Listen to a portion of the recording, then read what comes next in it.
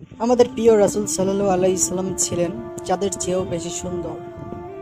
কেউ যদি তাকে একবার দেখে চোখ ফেরাতে পারত না।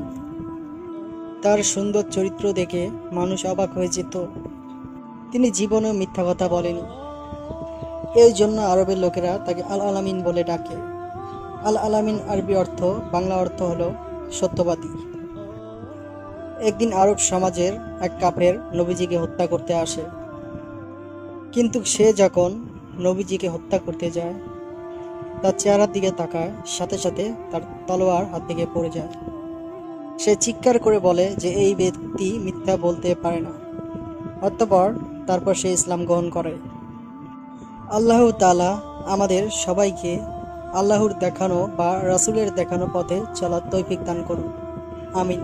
আমাদের ইসলামিক চ্যানেলটি সাবস্ক্রাইব করে পাশেই থাকবেন। নতুন নতুন ভিডিও পেতে সাবস্ক্রাইব করে আমাদের পাশেই থাকবেন। ভিডিওটি কেমন লাগলো তা কমেন্টে জানাবেন। একটি লাইক, একটি শেয়ার করতে ভুলবেন না। নেক্সট ভিডিও দেখতে আমাদের সঙ্গে থাকবেন। আল্লাহ হাফেজ।